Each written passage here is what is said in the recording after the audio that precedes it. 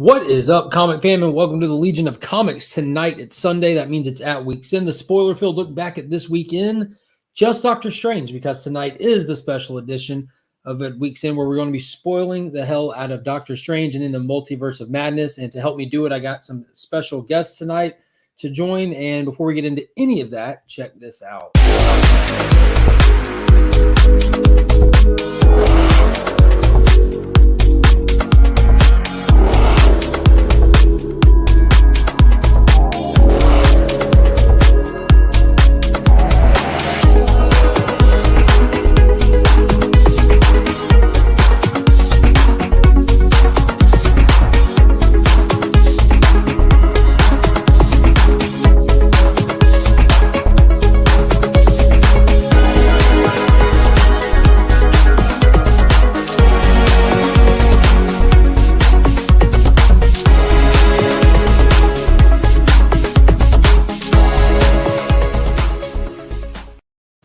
Wow, that intro is longer and longer every time. All right, let's go ahead and start bringing in some of these guests. And as usual, I'm going to go ahead and bring in one of the mainstays of the channel, one of the legs of the tripod, my heterosexual life partner from the Great White North, none other than Chris, the comic vet.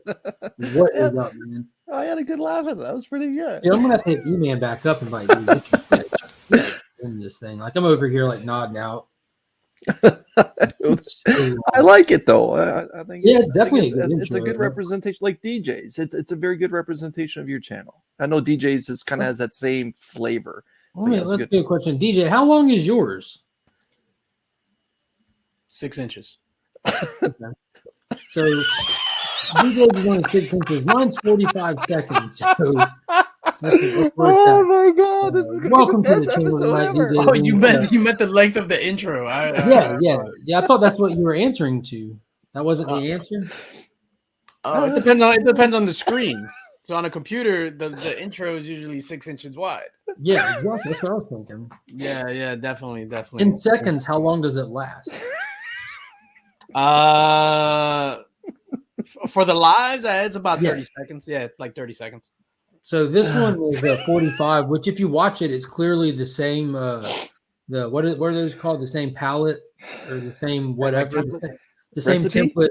The same template altered and spliced 3 times. You know, that was 45 seconds. Even, yeah. So it's 3 15-second ones. It's the same one. Just I thought I just watched Justice League: The Snyder Cut. Yeah, that's what it feels like. After you've seen it, you've seen it. Speaking of probably the biggest Snyder Cut fan I know, let's go ahead and bring in Nick's Kicks and Comics. What is up? 5.5. 9.5. Oh, 6.5. You're cheating. You're cheating. Oh shit! Yeah, I wish I had 2 thumbs on one hand.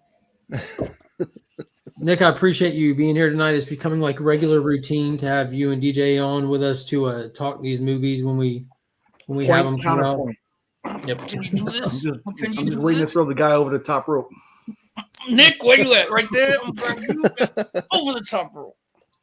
So we have another special guest tonight, and I invited him on before I even remembered that this is the Doctor Strange week, because I wanted to have him here to wrap up Moon Knight with us. And that's none other than our good friend Flash by Night, Mr. TJ. What is happening? Earth. We have a 30-second intro or 45-second intro. At least we don't have 1 minute, man. Yeah. Okay. Oh, right. I don't need. Nick got it. What's going on? Nothing much. So tonight we're not going to be diving into Moon Knight. I talked about it enough through the week, and even Flash by Night has been on some streams. He was over on Draft's channel this past Thursday, I believe it was, wasn't it? Yes. Yeah, on Drake's channel Thursday. Yeah, I think everybody, I think has talked Moon Knight to death. No matter what the opinions are, I think we've had enough Moon Knight for now until Wednesday, Black, White, and Blood #1. Oh, Yeah. So if you're in the chat and you are wondering our thoughts on Moon Knight, you can just watch any of our content from this past week and get it. But It was tonight trash. tonight we're here to talk Doctor Acting Strange, tour de force. Multiverse of Madness, and I do have the Legion Loot giveaway I'll be doing tonight, and I'll be showing off those books here in just a little bit. But for those that don't know, the giveaway is sponsored by Big Time Collectibles, so big shout out to them and thank you, Nelson, and the awesome team over there with supplying some really great books to kick back out to the channel members. And also, while we're talking sponsors, be sure to hit up Justin Comics if you need anything clean to press. Use that promo code We Are Legion. Save yourself some money. And there's that. And we can say hey to everyone in the chat. I do want to point out X11 Bravo did join the channel today, so a big thank you, sir. Definitely appreciate the support. Coco of Chevy's up in the building. What is up? Paul Rogers. FA, welcome to the Legionverse. I like that. Digger Jim, what's going on? We're going, Pops. We're going. Brother John, what is going on? And one of the newer channel members as well. Who else saw DC character Easter eggs in the multiverse? Not me. I missed them. I saw one. There was a trash can in one of the scenes. Oh, I think I did see that. I did see that one. I didn't dislike it. Sam Raimi made an MCU movie and hit all his tropes. I like the pizza roll guy. Yeah, he's got a good chin. Slow start, decent middle, Raimi style third act. That's definitely a Raimi style third act. What is going on, Chep? Dismay Comics is up in the building. It's weird. You guys pay for food. I don't know what that's all about. Let's go. Tony. Thought the movie was okay. Didn't care for the continued mistreatment of Wanda. And given this movie and Moon Knight, Marvel needs to stay away from mental health issues. Valid. I think all comic book movies should stay away from mental health issues. All right, so hello to everyone in the chat. If I missed you, I apologize, but we're going to get this rocking and rolling. What's up, Les Crucius, Jeff Schultz? Peoples are up in the building. All right, so the way I like to kick this off, just to get it rolling, is without going into details, just get everybody's base, like what you're rating for it. However you may rate stuff, go ahead and start us off, Chris. What would you rate this movie in your opinion? 3.5 Maple Leafs out of 5. DJ? I would give it 3 handies out of 5 handies. Nick? 3 out of 5 stubbies. Okay. DJ? Good, not great, but I need me a system. And, I give it a solid upper yellow. That's dead in the dead middle right there, but on the upper end of that. Right by TJ's ear there. Yes. Yeah, yes. okay. That ear. Right there. I give it TJ's ear. One TJ ear. All right, so do y'all want to start on? I'm pretty sure if you're watching this stream, you probably saw the movie, so I don't want to sit here and try to synopsis play-by-play it. Sure. Just kind of start getting into some of the highs and lows and tests, and not like it would be easy, in my opinion, for me to just like fall off on bashing this movie because there's some things that hit me really hard. But overall, I enjoyed the movie. Same. I did not regret seeing it. I would suggest it to other people. But it was missing that X factor. Like whatever that X factor is about every different movie that just really delivers it home where it's over with and you still have those feelings, those emotions, you're pumped. I didn't get that from this. So I kind of want to start on some of the things that we enjoyed first, just to kind of get the ball rolling in that direction. What were some of the highlights for you, DJ? For me, I enjoyed America Chavez. I thought she was cool, fresh face. Brought a different type of energy. I thought that was cool. I thought one of the main things that I also enjoyed was Wanda, and she was a complete badass. Like she was a villain. People complained about Marvel villains. You got a villain that killed hundreds of people in one movie and other things. I think those are probably like my main points. I enjoyed the movie. I think.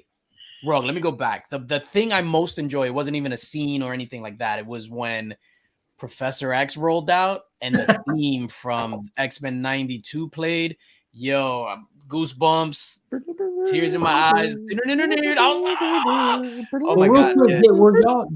All right, my experience, packed theater. Not a single cheer the entire movie. Not a single clap the entire movie. Not a single gasp the entire movie. it was just people are all like the whole theater was in the same mood. Just Yeah, no, for me, when John Krasinski showed up as Mr. Fantastic, and these are full mother effing spoilers. yeah, that's what we're here for. You heard so he showed up and you heard the the entire audience was just like, holy crap. But I don't know why I was in the only time I'm sitting next to my pop. So there's a couple moments when I've actually laughed out loud because I thought something that wasn't meant to be funny was absolutely hilarious. And I was excited, even though it was kind of off, it really didn't fit. But when Professor X kind of redid the line that he gave Wolverine to Doctor Strange about how just because you're broken, you're not whatever, and we're going to find out what Doctor Strange you are. I hit my dad there we go. Professor X is the only voice of reason in this whole movie so far. There we go, which I thought was cool for Professor X. And I thought his chair looked absolutely horrible. Yeah, and it was up to here on him. Yeah, a combination of the chair and he's up there in age, and he looked old physically, Frail, very frail. Seasoned. That voice though. Yeah, Nick, what was some of your highlights? I thought the whole Illuminati thing was cool. Mm-hmm. How quickly they were dispatched. And for me, that Strange battle towards the end with the music notes was cool. Oh, that was definitely dope. But I'm not allowed to have my opinion. I thought it was cool. Yeah. But I mean, there were some things too that I shot holes in. If Wanda was a badass, but I don't think she was using her powers to their full potential. I really like Wong. Wong was good. But I felt they missed the boat with Mordo because I was looking forward to what the first movie set up, him trying to get back at Strange. I felt he really wasn't even in the movie. X11. So just for confirmation, did you say you really like Wong or Wang? Or C, all of the above. It was Wong for sure. I mean, it's not as clear cut as BBC, but we're not going there. All right. Thanks. I thought he was gonna say wings, but we'll go with TJ, what were some of your highlights or high moments for it? I feel like this is obvious, but I like the visuals. I am a person who likes subverting expectations, so I kind of liked them not leaning into anything that we assumed as fans they would do. I think we all assumed, when you see Professor X, people think that mutants are going to just come through this portal, and there's going to be a standoff between the Brotherhood and the X-Men, or some kind of crazy thing like that. But they didn't do that, and they didn't give you. They didn't give me. I don't remember them giving me the line before the epic music battle, which I did like. I don't remember whether or not the Doctor Strange from that universe gave me the things just got a hand line. Yeah, no, they didn't. That's the primary reason I want to see him come down the stairs or up the stairs or however it works. So but I did like the visuals. Like I said, I did like the music battle. I like the most Wanda I liked was the Wanda that went against the Illuminati. The possessed Wanda, because she looked more and more decrepit as time went on. Yes, and I really liked that look for her even more than the traditional Scarlet Witch. From the trailer, I thought that was blood on her, but it was Ultron oil. Yeah, that's how they skirt the ratings. Well, I don't think the Ultrons bleed either, Nick. Oh, that was Ultron oil. I thought it was Vision. and I did want to see the Mordo battle, but they kind of let Marvel kind of let you know that he and Mordo have had a thing since then. He said that Mordo's been trying to kill him ever since. So apparently they have seen each other a couple of times. Yeah, that after credit scene for the first movie, and then to hear there's obviously so much happened with Mordo and him already. Right. Yeah, and to your point about that, the what was it, like the Darkhold Strange not having that line. This movie definitely had all of the signs of a 2-hour and a half, 2 hour and 40-minute movie condensed way down. Way down. Yeah, I would have liked some more things in there. The fact that they and I don't know how far you want me to go, but the fact that the Illuminati dispatched of Thanos, but we have no idea how, except for this MacGuffin book. Let them do it. Which I assume that book has the same rules in the Doctor Strange books, where there's a mystical book with all the answers and it can do anything. There's two. I don't know if I like the use of that book, but if it exists, I guess you can use it. I like that visual. Just that visual on Titan of them and Thanos like dead with the thing in his chest, and I thought that was really cool. Just that visual. It was cool getting to see Black Bolt use his abilities right there too, because he comes walking up. Like I know some people, I thought like that was probably my favorite character to see in the movie. Period. Like I thought that was one that I couldn't stop looking at when he was on the screen. Like he was so comic accurate and it actually worked. It looked cool. And when he comes walking up and you just see the tuning fork light up and he's coming up with like gusto and he just, I'm sorry. I'm like, oh my God, that was dope. Was that the same actor from the show? Yeah. Yeah. Okay. But I mean, that was one of the problems I had with it. The way he went. Was it that strong where he wouldn't blow his lips out? Is like dude, his abilities should not affect him, or he shouldn't be alive. Like there's not a problem with him using his abilities, and his head didn't blow up; it imploded. So nothing about that scene made sense. It was all it didn't make any sense. Like it would have made sense if Wanda just looked at him and Dr. Manhattaned him, just poof, like she did to Reed. She did it to Reed, spaghettied him, then Dr. Manhattaned his head. Yeah, that didn't make any sense. It was cool. It looked cool. Yeah, it looked cool. And I wondered if that's a thing that can actually happen. Like if he tried to speak with his mouth closed, I don't know if that makes sense. But if he tried to speak with his mouth closed, would he hurt himself? No. So if he were to cough, like, dude, think about it. Your voice comes from down here, not in front of your lips. So every time he talks, it's going up and out, up and that was. Like as soon as he did that, I'm like, "What the hell?" That was one of the moments that I'm just like, But if he was done 20 years ago, if he hums, does it do anything? Yeah, that shouldn't have done anything to him at all. Yeah, I enjoyed the TJ just mentioned the dispatching of the Illuminati.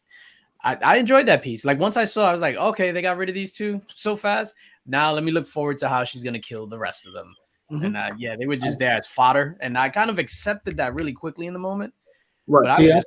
But I was hoping that I need to see these characters come back, at least John Krasinski or Black Bolt down the line, and in the 616 universe, because I thought they looked really, really cool. Yeah, it did. That actually pissed me off, man. That was like one of those almost unforgivable moments for me. They introduced the actual rollout of Reed Richards, like been fan casted for like a decade for John Krasinski. They roll him out and they introduce him and the smartest man on the world, and he teleports in all cool Reed Richards. And you're like, what are we going to do? And they tell us he's the smartest man on the world. And then he brags about how smart he is and how they're not worried about Wanda and how capable they are. And then he walks out and gets them all killed like an idiot, like a straight up idiot. He clearly knows about the Scarlet Witch, and all of a sudden the Scarlet Witch isn't just who she was before. Like it's her on Darkhold. Like that, there's so many inconsistencies with this movie and WandaVision. Like, why is she even here with this mission after WandaVision? Like, there's no thought we had some resolution in WandaVision. Like, well, we only had like 3 or 4 minutes as the Scarlet Witch in WandaVision. The kind of post credit scene when the kids kind of cried out, I assumed that sooner or later she would go looking for her kids. Yeah, bloodbath coming. I mean, but like I said, but like they said, the Darkhold kind of corrupts you and everything, and so I can ride with the Darkhold kind of convincing her that this is the path you need to take for your kids. I can live with the corruption. If she did without the Darkhold, I'd probably be bothered. Yeah, I agree. I agree with that. Because she was using the Darkhold at the end of WandaVision. And if she was using it for that long, clearly she was corrupted. She is dark hole drunk. And we saw how fast it did its thing on Doctor Strange. Like, where was Wanda's third eye? Just out of curiosity, is that something that is like attached? Don't stop, Nick. Leave it alone. I don't think so. So I think Wanda being so Doctor Strange is a human who knows how to grab magic from places and other dimensions. Wanda, I think, is pure magic. So I think that's the difference. That's kind of why I accept her overpowering Strange, is because she's kind of pure magic, where Doctor Strange is just the best magic wielder. Yeah, you got to remember, she's got the strength of an Infinity Stone behind her too, and that was my big problem with the whole 838 Captain Marvel battle between the two of them. Like, she took care of Ms. Rambo pretty quick just by dropping a statue on her. I'm like, this is two Infinity Stone wielding characters going head or Ted on Ted, if you want to go it that way. But to me, like, if I can go here, I am not a Sam Raimi fan at all. That's why I don't really hold the first three Spider-Man films that much in regard. I don't like trope. I don't like camp. And this movie had a lot of that. And there was a few points where it was, again, Raimi just homaging himself. Again, his bloody car showing up in it again. And just, the zombie Strange, like, okay, we're going to rip off Evil Dead a little bit here and have that same type of look with the side of the mouth missing and everything. And just, but overall, I thought it was a good case study into Doctor Strange. I think Christine very early in the film said, you have to be the one that holds the knife. And it really, to me, when I had a little bit of time to digest this movie, thought about it, she's right. So Doctor Strange in this movie and all the other Stranges don't trust people. Doctor Strange just doesn't trust other people to get the job done. That's why he basically always goes alone. He's not a very likable guy. He's not a very likable character. And Benedict Cumberbatch presents that very, very well. So you get to see that, like, there's hints of it early in the movie. I get it. It's just overdone because it's a comic book movie, but he refuses to bow to Wong. Like, and there's just other parts where, he doesn't reference other people helping out when it came to defeating Thanos. And when he stood in front of the statue, seeing that Doctor Strange is the most mighty Avenger, he doesn't try to downplay that. He does, like, it was almost boisterous the way he looked at it and carried it on and used it as reference in front of the Illuminati.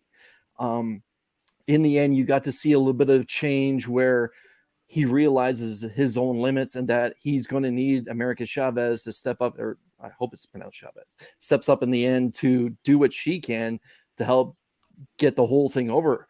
And, you finally then get to see he's no longer that brash, A+ student. He's now turning into a teacher that's a little bit more humble, with the final scenes where he's at the academy at the temple, and he eventually bows to Wong. And that's the overall, the biggest storyline I want to take from it is just that journey of humility. Yeah, because even in the first movie and every other time we see Doctor Strange, he's an ass. He's a sarcastic jerk. Like even in No Way Home, he's like, "Go Scooby-Doo this." I know Paul's watch. I don't want to swear, but it's all that kind of nonsense. And just hopefully now we get a little bit more of a humble pie kind of Strange from here on out. But every Strange that we encountered was just different levels of, I need to do this alone. I don't need your help because no one else can get this done. I truly believe if you want the job done right, there's only one person that can do the job, me. And Reed Richards kind of suffered from it too a little bit in his appearance as well.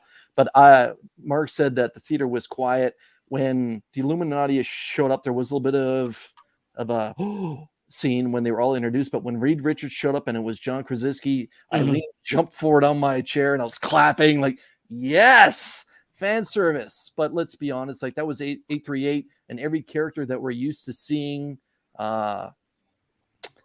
wasn't themselves from 616. That's what we had. Ms. Rambeau as Captain Marvel. We had Agent Carter as Captain America. So I'm presuming we're not going to get John Krasinski more than likely as Mr. Fantastic in the Not Fantastic necessarily, because like Well, Mordo was still Mordo. And his face looked That's weird a correct, little bit. still- Yeah. Most The of them rumor- were all the same still. The rumor behind it is, and I guess they're talking him directing Fantastic Four and possibly starring since John Watt left.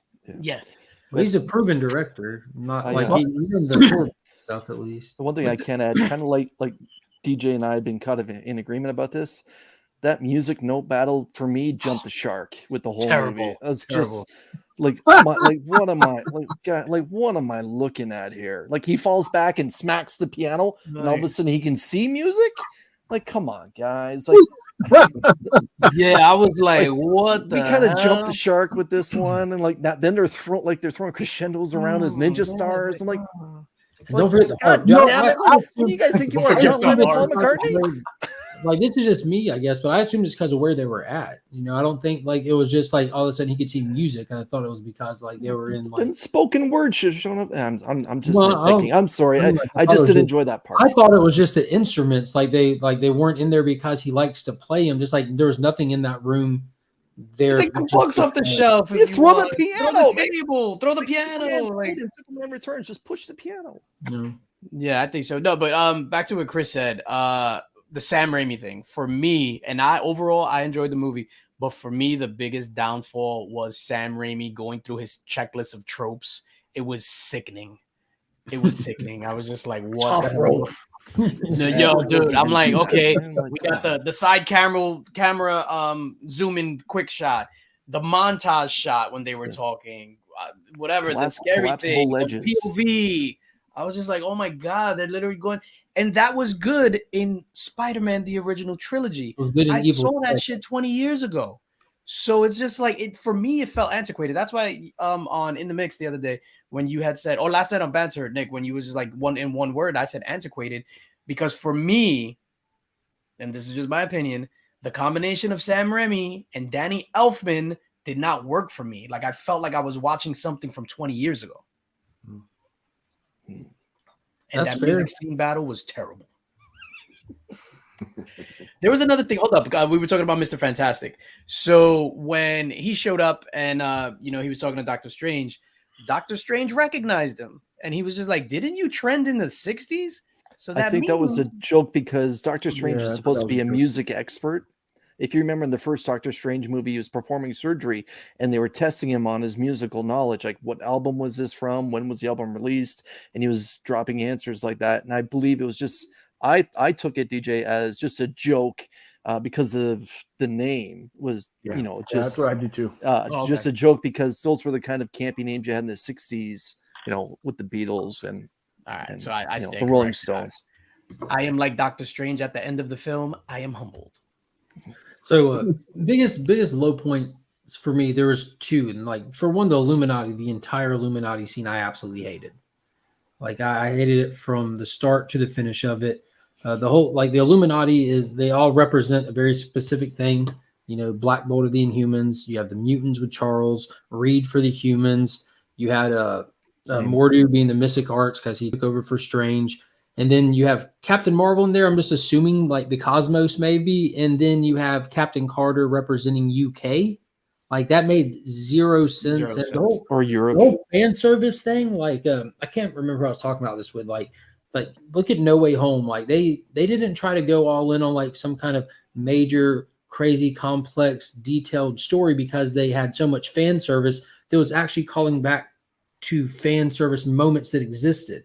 Mm-hmm. These are introductions. These aren't fan service moments. These are legit introductions. Mm-hmm. Rambo as Captain Marvel, Charles in the MCU with the yellow chair, Mr. Fantastic, and then they chump them all off horribly just to get a girl fight out of it. And that's what it was for. Like, there's no way around it. Like, Disney wanted a girl fight, so we're left with Captain Carter, Captain Marvel, and Scarlet Witch. And then it drove the nail in the coffin for me when they allowed Captain Carter to use Steve Rogers, not Captain America, Steve Rogers' line, "I can do this all day." Like they just wanted to just wedge that in there. They let Steve do it in multiple movies already. And that's not a Captain America thing. That's a Steve Rogers. The little kid. Yeah, he said it before he became Captain America. Yeah, like he's not capable, but he's willing. He's got the heart. she was not that person. She was a successful, strong military like leader that became Captain Carter. And the moment that I laughed out loud was right after she said that. It wasn't 1 minute before that shield cut her in half, and that just made my day. I laughed and clapped. That's when I laughed and clapped in the theater, and that was it. I rolled my eyes so hard. Like I was all in for Captain Carter, but until this movie, I'm like bring me Sam Wilson. With all that intelligence in the room, you think the four of them would line up and okay, we're going to do this as a team. We're not going to do this like some sort of B-level martial arts movie where we all go in singularly one at a time to get wiped out by this person that's stepping in. Jesus. It's kind of a movie. It's kind of a general movie thing that, like one of the things that irritated me, is that so we have the Wanda is not at this point not some threat that we don't know about. Wanda has walked through the Ultron army they have. So by the time she gets to them, we know that we know a fight is here. We don't have time to talk. If Black Bolt, who we just saw, probably didn't want to, but killed Doctor Strange. When she came through the door, Black Bolt should have blown the doors off before.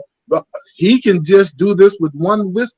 But my thing is though, movies do that all the time, and it kind of irritates me that we need to talk when the threat is imminent and it's right here.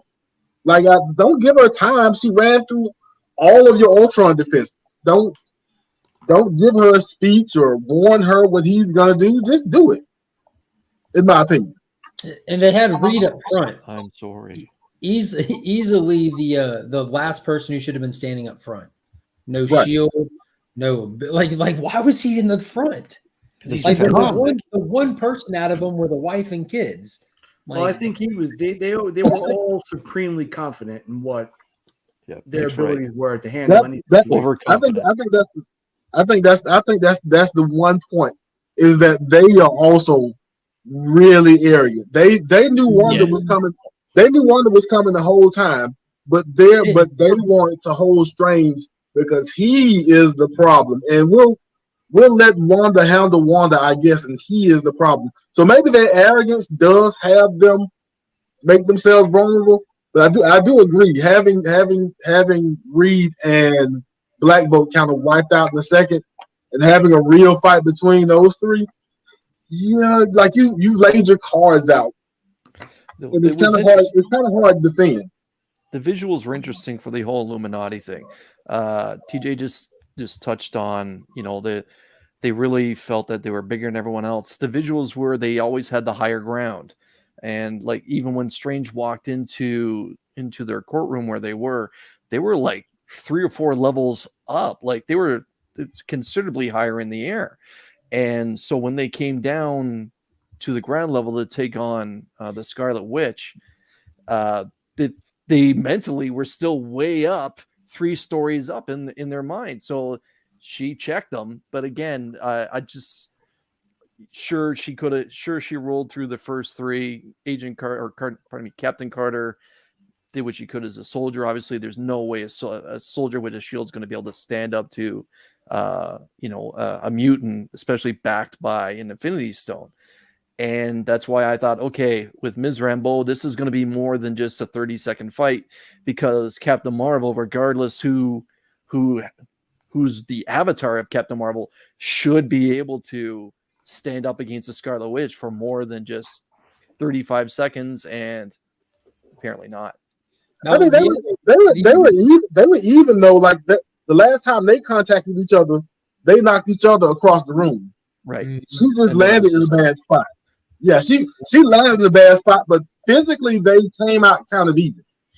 Like, but she got her other powers for an that really explosion. got me that right after that scene, Doctor Strange, Christine, American Chavez, they get out and they get to running, and it turns into a full on Raimi horror movie where they're just running and they're just closing the doors, and she's just blowing through the doors, and then they Why did they stop? they get to this one door that for some reason it's Why like did they stop? it's just too strong for or something, and they all stop. And they all Why did they just stand stop? there. Made And it's no going one sense. face, then the other face, then the other face, and then the other face. And it wasn't just for a second. This went And then- on and on to the point that we're looking, me and my dad are like, go, like next scene or Yeah. something, go. And then she just pops out. They're like, ah, Maybe, it See, maybe that's no. Evil Dead homaging. He's homaging himself. was again. so bad. Now, maybe- Strange did at least try and drown her at that point. I have a bad habit of trying to explain things, but did Strange know, or did anybody know that was a weak point in that tunnel? Like, could he have not tried to do that collapsing thing 1 or 2 doors ago, or is that a specific spot? I don't know. I think they were just Why did waiting. Wanda let They it were happen? waiting- Wanda just stood there. What's up, They Nick? were waiting. They were waiting at that point for the Legion of Comics intro to finish. Exactly. Exactly. That's how long that moment was. It was one Legion intro. My thing was they had a perfect chance to show the two boys using their powers and give us a little preview of what's supposedly coming down the pipe with the Young Avengers. I don't understand why they're going to hide behind the banister on the stairs where one of them has magic powers and the other one's a speedster. So they could have maybe given us a little clue. Are they? Like, They are- may not have that ability in that universe. Mm. And I see Taylor's comment. None of us hated the movie, Taylor. We No, actually no. we got in here late. We actually we haven't started, got to the positives yet. Yeah, we started on high notes, and then we moved over to a couple things that bugged each of us. And for the most part, it seems like a lot of it's the same. Like the music fight bugged y'all. Some of the way that they handled the Illuminati characters, their first intro bugged me, and then that little scene running, and then besides that, it's just the flow of the movie. It just seemed like they had a longer movie that they condensed down. And I feel like for me, like it really hurt any kind of emotional attachment you had to anything, because we're moving through scenes so fast and locations so fast that there's no time to feel invested really in any of it. And that I gotta it was, say, it was still definitely it was fun to watch. It definitely was. Perfectly Yeah. down That's a good point. It took off at the very beginning, and we never got a chance to rest or breathe or Right off the regret or anything. It was one big. As Taylor told me about I think what book it was, but it was one big chase scene almost. Yeah, Yeah. that was a really cool way to start it with Defender Strange and Chavez just going 100 miles an hour with one of the creatures chasing after her. And that thing was but think it again, was that just proves I my thought- point that. No, go Sorry, ahead. DJ. That just proves my point that Defender Strange is again another one of those Stranges that's just dealing in absolutes because he doesn't trust absolutely no one, Yeah. and he clearly felt okay. Well, there's no way out of this for you, so I'm just going to take your power because this is me. It's a one-man show. I'm the only one that can get us out of here. Blah blah blah. Having no I get that he could have just said, "Can you try something?" and go to her finishing move, but again it was from that point. My favorite part after that was the first jump with 616 Strange, when we got to see the Living Tribunal for a little bit, and then we got to see them go through that paint world where they're all liquefied paint, and then just the jumps through the animation world, kind of bringing in the whole What If series into the multiverse continuity. I that part I thought was fantastic, and the fact that they always had that star representation as the portal for her to jump, and I thought it was interesting that the first time that she got to use her ability, obviously it was through, we all realized it was through fear, was actually getting afraid of being stung by a bee. I'm like, that's still my reaction today. If a bee is by, I'm trying to run the other way too, and I will blow everyone away to get out of the way. I don't want to get stung, but sadly she lost her mother's. But No, to Taylor's point, because Taylor was like, "Oh, that we went in." I like the movie, like I will see it again. Well, I think it's one of just those came in movies. the chat at a bad time. That was all. No, dude, I really enjoyed the movie, but there was just a lot of things that I could do without. So it's one of those movies where we can talk about the bad things because it's easier to talk about the bad things. as opposed to the good things. One of the things that off the rip that I was just like scratching my head about, this doesn't make any sense, was when Doctor Strange, 616 Strange, buried Defender Strange on a random roof in Manhattan. Someone's gonna find that corpse. Is there dirt on roofs in New York City, guys? I don't know. No, not in I Toronto. was It was There's under not in Toronto. tiles too. It was like what are those There's like a Spanish- cobblestone road on the roof. That doesn't exist in Toronto. So I was like, what? You don't have I was like, cobblestones? yeah, It you would doesn't think that exist he would, that he would like disintegrate the Actually, there's a body bit- or Now, I something. do Not want to bury ask it y'all for this future use. because, like someone mentioned earlier, like we saw different variations of characters, but we didn't. We didn't. Miss Rambo, I forget her name. It's Monica Rambeau's mom was still Monica Maria. Rambeau's mom. Maria. Yeah. Maria was Maria, same actress. Yep. Peggy Carter was Peggy Carter, same actress. Mhm. Looking good. Black Bolt, same actress. Top half and bottom same half. actor. Nick. Top half and bottom half. Yeah, top half. I can for sure guarantee. I can't count for the bottom half of Peggy Carter. I don't know who played that half, but all of the different variations of Stephen Strange that we saw were all played by Benedict Cumberbatch. Mhm. Go back to Loki. So many different variations of Loki that we saw played by different characters. And what other movie have Even we seen? Throg. Different? Yeah, we saw different variations of another character through the multiverse too, and something. What was it? Peter, it was No Way Home. Yeah, Peter. The three yeah, different three different Peters, three different actors, all the different Lokis. So that was kind of weird. I was expecting to like see like a different actor Cruise. altogether being Stephen Strange. You know what I Yeah, mean? Or so that was something that I thought was I Could've didn't been think just- about while I was watching it, but it was after the fact. I'm like, wait a minute, why didn't we see different Could've been variations? just the way Right. the cookie crumbled. They just changed his hair a little bit because if you remember Defender Strange, the white parts were Yeah, considerably I higher. completely get that. Yeah. Different agent. I mean, like completely different. Facial hair was different with. I mean, like Toby, Tom, Yeah. and Andrew different, Right. not like Mhm. just for men or not for men different. Right. That's why That's we didn't that's need pretty good. 3 different Peters. Yeah. Oh, hot take. But I gotta admit, Elizabeth Olsen, for me, I think she was the best actor in this Oh film. man, she did fantastic. Every different Wanda that she performed, every different level of rage, and when she was Darkhold Scarlet Witch, because you had Scarlet Witch, then Darkhold Scarlet Witch, and the whole Black Finger, just fantastic. And That even was at cool. that last minute where she had that revelation, like, oh yeah, these are not my kids, and the whole they will be loved scene that was really good in my opinion. Yeah, I think she again, because I sang her praises for WandaVision, especially that last episode when you see that final stage of grief when she just lets it all out. Oh, I thought she was the best part of this movie. Not to take anything away from Benedict Cumberbatch or the fine actor that played Wong. She was the best part of it, even though she had to deal with campiness too. yeah. So from the trailer to one of the points, not expecting her to be the villain. I didn't expect her to be the primary villain. From the trailer, seeing the what I thought was Evil Strange, I thought we were going to be legit pulling from What If, like the versions from What If, like the Stephen Strange that risked it all to try to go bring Christine back. I thought that was going to be him, but it turned out that it was Doctor Strange inhabiting the body of the one that he hit on the roof, which I thought that was pretty cool.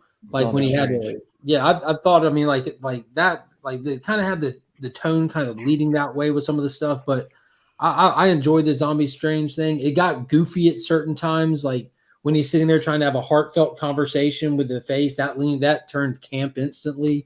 But especially in IMAX. yeah. Taylor alluded to this before. There is a version of this movie. There's that thing where the extended scenes and all the people they cut out, Superior Iron Man, or everybody else they cut out. That's the one I want to see. I don't think there is a Superior Iron Man. I think what they cut out was all dialogue that I wish was in there to help create those emotional attachments to these characters in these moments. Yeah. Like I could just imagine, like just think like hypothetically when he's talking to Dark Doctor Strange, the Darkhold Doctor Strange, I can imagine there being a flashback in there of how his world got to that point. You know, like seeing what he did. Like we saw a flashback of them killing the Doctor Strange on the 8 whatever Earth. You know, like there's just so much more potential. Just to clarify, that was not the What If version. None of this was the what if version. No, none of this. No, another Strange that dealt in absolutes. Mm-hmm. Yeah, it was fun. That's probably it. Like this is as far as fun goes, one of the more fun MCU movies. It's not up there with the best or anything like that, but it's just fun. It's a lot of fun. Yeah, it's completely in the middle of the road. That's what I said earlier today. If I put all the movies up on a wall, this goes right in the middle, toward the upper end of the middle. You know, like it's below the first one for me, but somewhere in the upper half. I enjoyed the first one, even though there's a lot of running in that one too. I enjoyed the first one. Yeah, I wanted to see it again today actually, but it was sold out. There you go. I was home alone. Like I was gonna. I thought the first one is a good that's kind of like a blend of like a drama, story, and action. Like that's a good blend. It feels like a full movie. This was a great example of fast food cinema, but it tasted good. You know, it tasted good. Yeah, absolutely. Speaking of tasting good, what do we think about Clea, the post-credit scene? Bro, it looked like they filmed that post-credit scene the morning that this movie released. I mean, I had a Google. I was like, she didn't look that good though. Her costume looked like it was made on the set of a sci-fi show. The set around them didn't even look the same. When his little eye opened, I laughed verbally because it looked like it was just painted on at a fair. I'm like, what just happened? So, and do you think with all the words, all the use, weren't necessarily the best? Yeah, all the use of the word inclusion that we're headed straight towards Secret Wars. Yeah, I assume so. Mm-hmm. Where how does this like? We need the Fantastic for Secret Wars to work. Yeah, you need Doctor Doom. With no Doctor Doom, Secret Wars does not work. That's why I'm not worried. I'm not worried all that much about this Reed Richards because we kind of they said encouraging like 7 times at least during this movie. Mm-hmm. I'm like, well, they're trying to throw out hints. If there is no Secret Wars, like I may eat a corner out of one of my books, one of my more less expensive books. I may eat a corner of a book if we don't get Secret Wars. I'll get a corner of a book right now. Yeah, the whole incursion thing is going to happen. We're going to have different multiverses, all those superheroes lining up to defend their multiverse because there's going to be an incursion somewhere, whether it's 838 and 616, it's going to happen. But if you read Secret Wars, you'll know how important Doctor Doom is to that entire storyline. Like if I remember right, multiverses collide and it causes both of them to fail 100%. Yeah. And Dr. Doom found a way somehow to stop all the incursions. Well, did he stop the incursions from happening, or did he use the incursions to like make his own universe? I forget exactly what happened in Secret Wars. But I think the newer he and the newer one, not the Beyonder stuff. Yeah, the newer stuff that was helmed by Hickman. Yeah, Doctor Doom, God Doom, right? Doctor Doom in the end saved the 616 universe, but pulled a lot of things in just to amplify or make his own pocket universe that he could rule, and then amplified is it pronounced Liberia, his country that he oversees. He amplified that as well. But he crucial. And again, this is where we're going to have obviously Kang the Conqueror is going to want the incursions to happen, and we're going to have 616 versus 838 versus whatever against it all. So I think we're going to get Miles at some point in the very near future because of this. I think we get a peek at Kang in Thor. We get a peek of Doom in Black Panther. And then once Secret Wars is all said and done, then we get Miles. Yeah. Don't forget Quantum Media. With the cheeseburger in his pocket. How do you think they're going to diversify Miles? Well, no, because Miles makes it to the 616 via Secret Wars. Mm-hmm. Yeah. When Secret Wars is unraveled, Miles and Peter are together in Secret Wars, and somehow, whenever everything is said and done, Miles ends up coming over to the 616 with Peter. I have to read it again to know exactly how it happened, but that's how Miles gets to the 616 in Bendis's books is through the Secret Wars event. There's a couple things I was hoping they were going to touch on with this movie. The whole Celestial coming out of the planet from the end of the Eternals. I thought Strange was going to comment on that, or at least Wong, because Wong is the Sorcerer Supreme in this. Nothing wasn't touched, wasn't regarded in any way, shape, or form. The absence of other main characters. I get that. Again, this 616 Strange is incredibly sarcastic and not a likable guy. Took a shot at Hawkeye and then took a shot at Spider-Man, Ant-Man, and the Wasp. That was it. So I don't know if they purposely tried to stay away from that to make it strictly a Doctor Strange universe type of movie.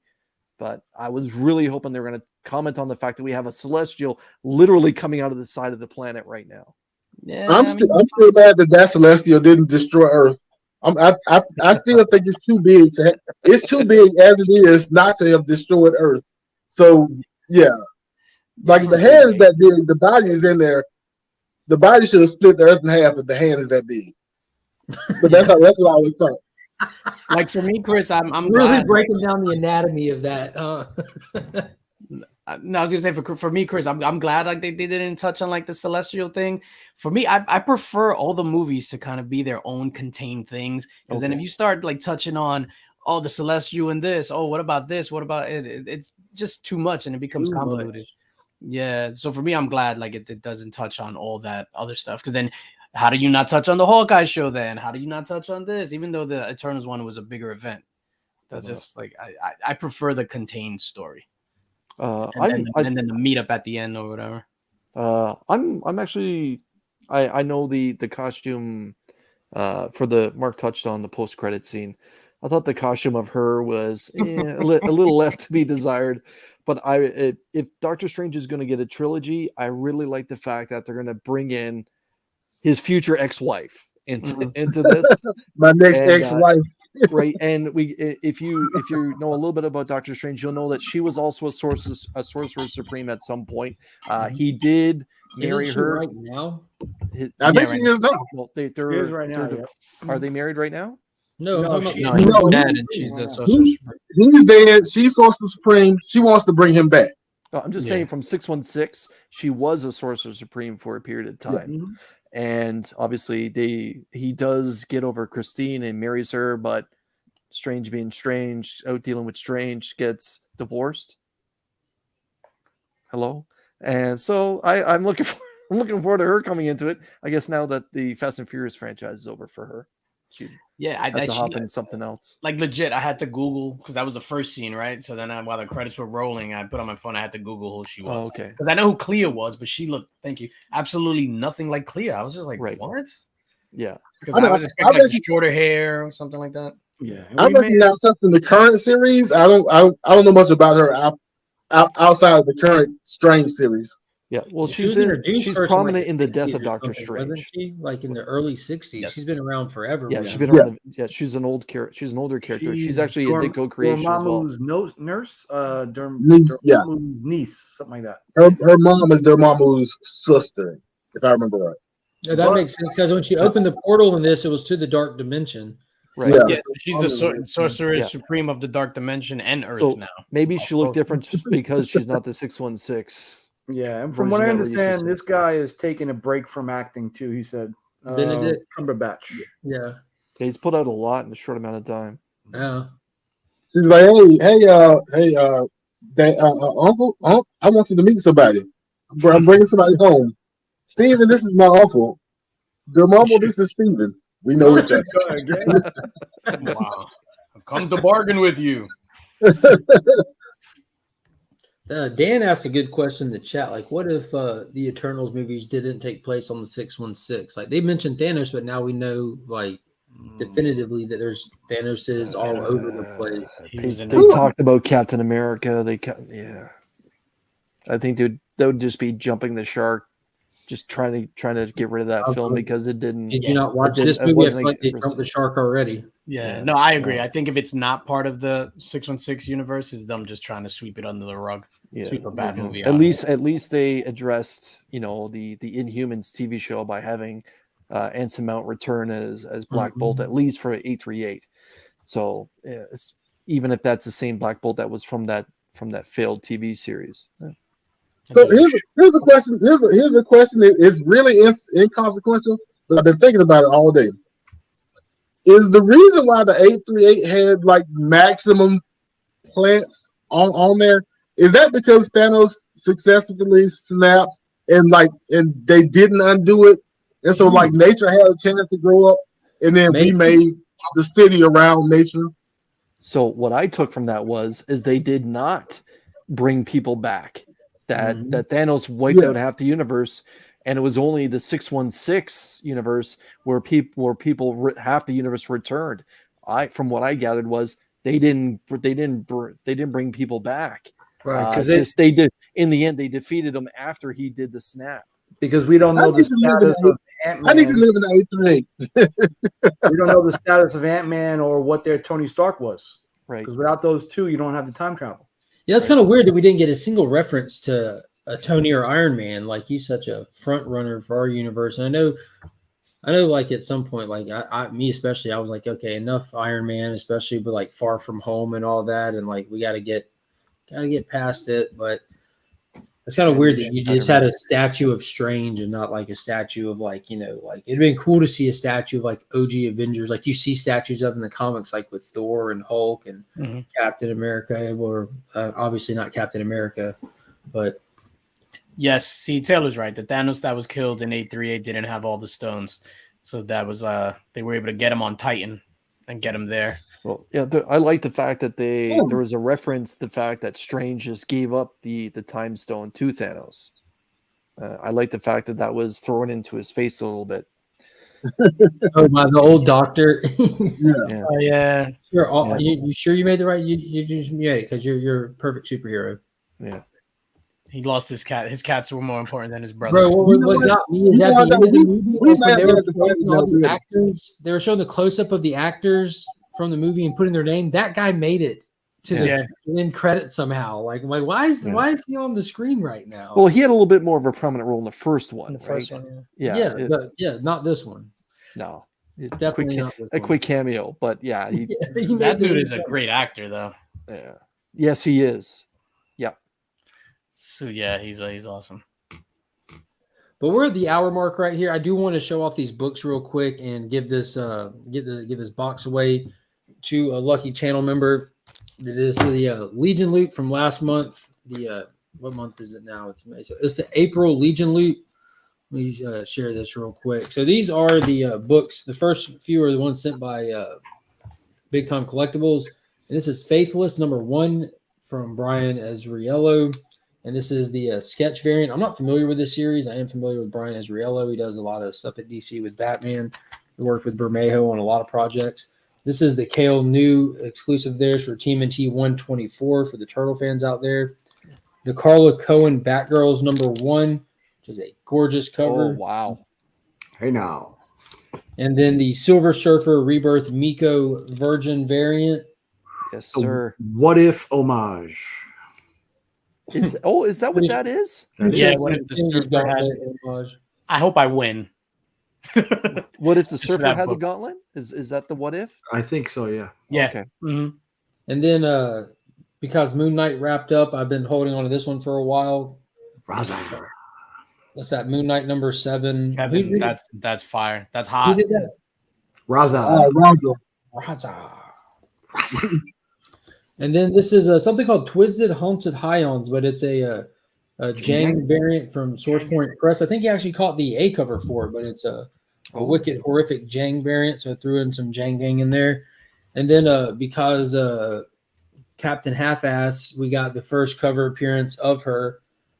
That's her first comic book appearance for Captain Carter and Avengers Forever #1. I would like to talk about that afterwards. Got this cool Jusco Marauders #5 variant of Bishop. And you're like, why would you put that in there? Because it goes with this. Nice. Hey. Oh! 282 in there. Boner alert. There you go, Nash. You just dropped the mic. So we got boom going there, and that's it. That's it. Bing bong. That's Bing bong. Decent box. And it was funny because y'all were talking about or in a group chat that doesn't exist.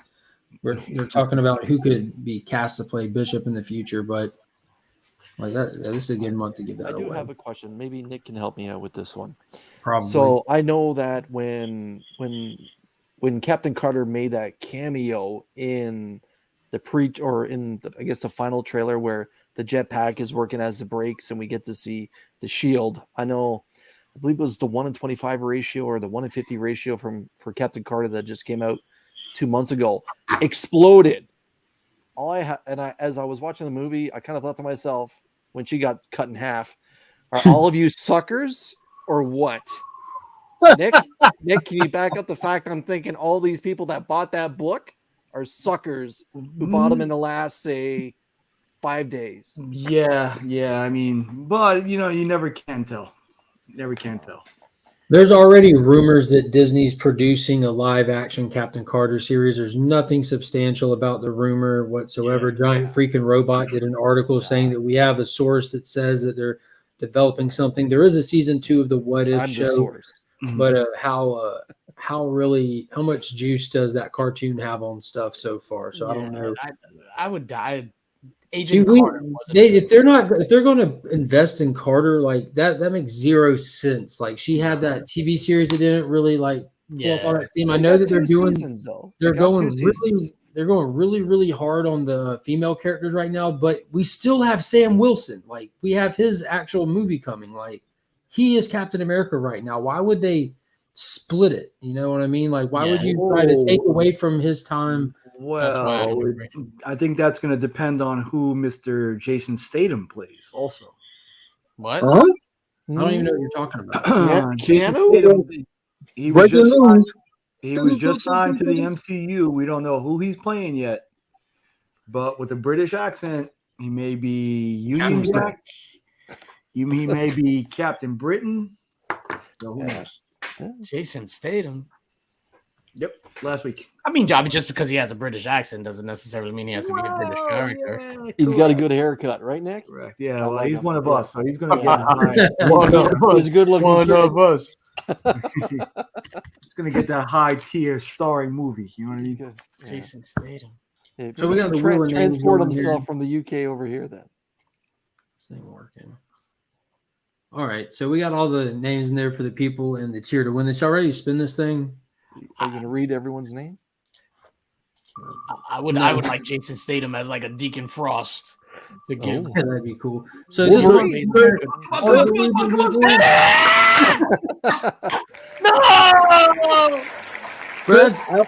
I got your transporter. I got you. No way. That's 2 months in a row. No you way. did that on Burke's channel. Can I see rigged in the chat, please? So that's Silver Surfer. Yeah, you will get that, sir. Yes, that will be headed your way. Yes. If anybody has any other requests aside from the X-Men 281, please hit me up and we'll talk. You want me to send you the X-Men 281, Nick, instead? Just send you X-Men 281. No, send me the whole. Well, you can send DJ the. No. You can do all that. I'm just saying, like, you only want me to send you X-Men 281. I want everything. You don't want the 282. He doesn't. You don't want the 282, just the 281. I just want to clarify. Listen, that box. Send me my shit. All right. All right. What did Jeff just say there? His name was on the wheel like every third name. Flow. Couldn't find the 1-in-25.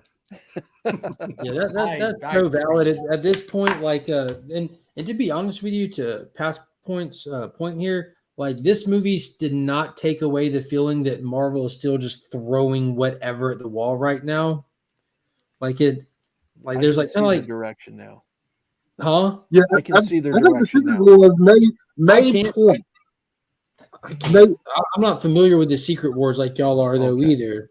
I think in the end, this movie in itself is a MacGuffin to move the whole thing forward. They need that multiverse to move everything they had planned forward. So I think that's what the purpose of this movie was. I think once Secret Wars is completed, they're going to start picking off characters who they want from different universes and put them on a singular planet. so we could have Peter and Miles in the same place. I think at this point now, this is how they're going to bring the mutants in. They're going to bring the mutants in from a different universe. Altogether. And I think that's what we're going to see when it comes to the incursions. And it's going to go from And there. they did say the mutants. If I remember right, I think you said the mutants were still 3 or 4 years off. It feels like such a long time away. Yeah, but Yeah, Fantastic Four is the next if they're big gonna card do they have Secret to play. Wars right, then if they're gonna do Secret Wars right, and Secret Wars is how you get mutants, then it's got to be at least 2 or 3 years. I hope. Yeah, Possibly more than that, because when they got the X-Men rights, he had said that X-Men is probably going to be like 10 years off. yeah. He said They 10? weren't in the foreseeable future. They weren't in the foreseeable future. Let me ask you all this. Like, last little question about something that bothered me when Wanda brought down the mountain on herself. Ooh, Johnny boy. Wanda brought down the mountain on herself, and let me hit that real quick. Yeah. 9.99 super chat, definitely appreciate that. NWO for life. Send him into the stage, please. Fanboy for life. God bless. When Wanda dropped the mountain down on herself, destroying the whatever the ruins on the wall, Mountain Darkhold. like, and then over in Doctor Strange's universe where he was at, still at Doctor Strangehold planet, the Darkhold vanished, and he's like, "Oh, she destroyed it in all the universes." How? She was dead. No, she's not dead. There's no way she's dead. She's had a multi-movie contract. She's not dead. Yeah, we're going with the nobody, no death on that. Or we may get 838 Wanda from here on out because that But was a central character to this story. Yeah, they showed that she had abilities too when she got herself, when Wanda got out of her body and she looked at the door and she flew herself up. You know, she's clearly just a clear-hearted Wanda. But in all sincerity, dropped the mountain on herself. You saw the magic poof come out of it. A minute later, the Darkhold start just dissolving everywhere. Oh, she destroyed them everywhere.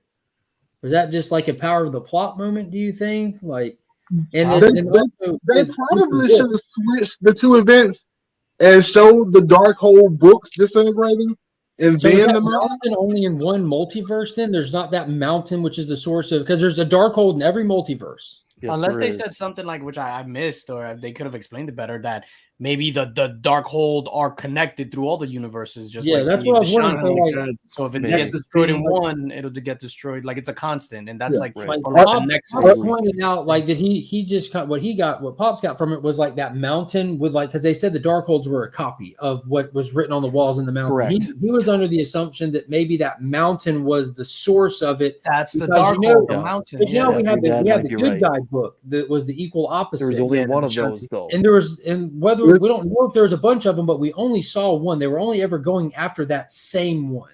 Yeah, there's only one of those, and that was in the gap. America referenced that there was only one. But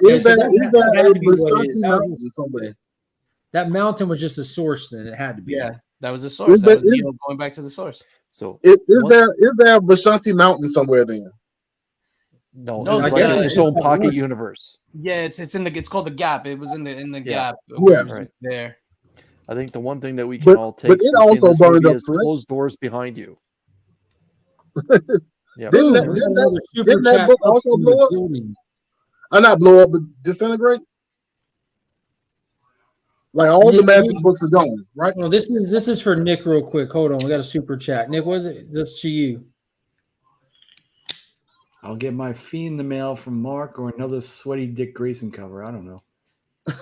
Oh my god! Yeah, you read that so accurately. He was like, I don't know. I look at my sweaty Richard all the time. Yeah, I'm too old for this shit. Ryan, what do you make of all this? As somebody who hasn't watched it yet, what do you make of all this? Of all what you've read online, what you've seen? Because there is mixed reviews on this, and like I said, it's a middle of the road movie overall. I mean, the only thing I've really seen about it online is, I guess like my history. I really liked Doctor Strange 1. I think that's one of the more underrated Marvel movies.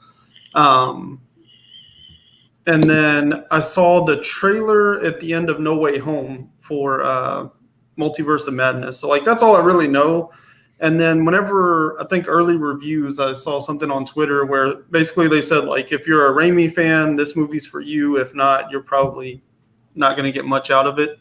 And then listening to y'all tonight, it just kind of sounds like where the MCU is at this point. You know, they make these really hollow movies that are just like stuffed with fan service, and it serves no real purpose to like tell a story or make a good movie. You know, it's just like here's a bunch of things that you heard about on like it's almost too meta for itself at this point. Yeah, you know, why bring John Krasinski in if he's not going to be Reed Richards? You know, why? That's to me that's not fan service. That's more rumor service if nothing else. You know, like they're just playing into the real world, and like I go to the movie to see a movie. You know, at the end of the day, like I kind of have a personal disposition with where the media is right now, because I really like movies like The Batman and Dune that like actually take themselves serious and make like a serious movie. And Marvel used to do that for a while, and then they got to this point where everything's like this certain sense of humor. Like I haven't watched anything Star Wars since Episode 8, whenever it opens with a knock knock joke. Like it was the most Marvel, or a prank call. Like it's the most Marvel thing that could have happened in Star Wars. You know, like those are not my kind of movies. I do not enjoy that media. You know, we talk a lot about Tom King. He writes a different kind of comic book. It takes itself serious, and that's kind of what I like. So I'm sure I'll see Multiverse of Madness, but it just sounds kind of par for the course for what Marvel's put out lately. Yeah. Well, so here's a question, because I don't know a whole lot about Sam Raimi outside of the Spider-Man movies. Is what we made of Multiverse of Madness? Is it more Sam Raimi, or is it more the MCU? Sam Raimi. guys, I'm You gonna ever watched Evil Dead or Army of I Darkness? appreciate you hopping on, man. Of course. Yeah. Thank you, guys. Peace out. Doctor Strange for life. I watched the first Army of Darkness when I was younger, but I haven't watched any of the Ash or Evil Dead stuff. I don't know anything about Army of Darkness is the third movie. You had Evil Dead, you had Evil Dead 2, which was like a remake and a sequel in one movie. And then you had Army of Darkness. It's a direct follow-up to Evil Dead 2. And then they did the Showtime series Ash vs. the Evil Dead a couple of years ago. And Sam Raimi, he's not like some prolific horror movie maker. He's an off-the-wall comedy, horror, attempted gore fest. Like it's really a very unique style, which is great. Like if you enjoy that style, it's great. But he's not like he's not John Carpenter style horror. You know, that's not what he's trying to be. He's his own brand altogether. Yeah, when somebody in here had said earlier, you know, like it's strange because Sam Raimi is known for doing a lot with almost no budget. And then now that he makes movies with the budget, he doesn't really do much with them, you know. And that's kind of the thing. Like Evil Dead and Evil Dead 2 were almost like budgetless movies. Like those movies were made on charity. And like that's what made them so good, is how much they really like got creative and crafty about making them. But now he has like these multi-million-dollar budgets and big franchise names and stuff, and it's kind of weird that like he doesn't really like. I mean, it's not that weird, I guess, because he's gotten older, so he probably also plays it a little safer. He actually has something to lose now. I know Evil Dead, that was like him and Bruce Campbell doing like a college project kind of thing, you know, and so they were swinging for the fences, you know. That's what made that kind of stuff good. But yeah, it's like I don't know, like.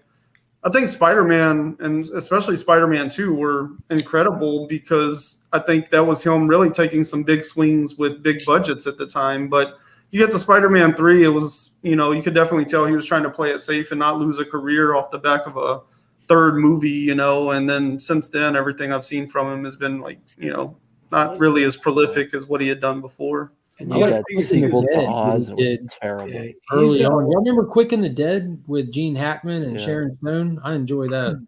Like 2002, 2003, you got to figure he's had a lot more freedom.